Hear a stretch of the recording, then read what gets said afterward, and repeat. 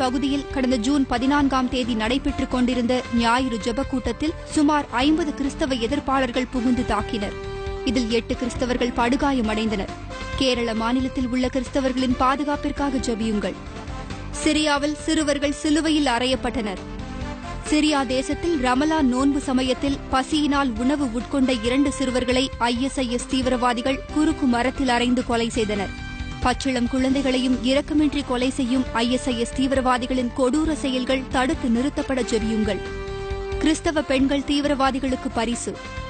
குரான் புனித நூலில் உள்ள பகுதிகளை மனப்பாடமாக கூறும் போட்டியில் வெற்றி பெறும் ISIS தீவிரவாதிகளுக்கு சிறைப்பிடிக்கப்பட்டுள்ள சிரியா கிறிஸ்தவ பெண்களை பரிசாக கொடுக்கப்பட போவதாக அறிவிக்கப்பட்டுள்ளது.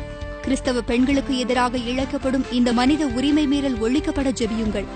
தீவிரவாதத்தால் 32,000 பேர் கொலை.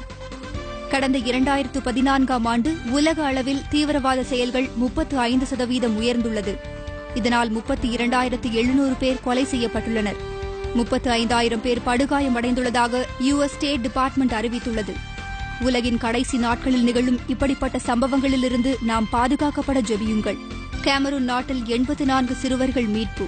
தீவிரவாத செயலில் ஈடுபடுத்த கேமரூன் நாட்டு சிறுவர்களுக்கு போகோ ஹராம் இயக்கம் பயிற்சி அளித்ததை கேமரூன் அரசாங்கம் தடுத்து நிறுத்தியது. 5 வயது முதல் உள்ள இந்த சின்ன சிறார்களை கட்டாயமாக தீவிரவாத செயலில் ஈடுபடுத்த முயலும் போகோ ஹராம் இயக்கம் முடக்கப்பட ஜெபியுங்கள்.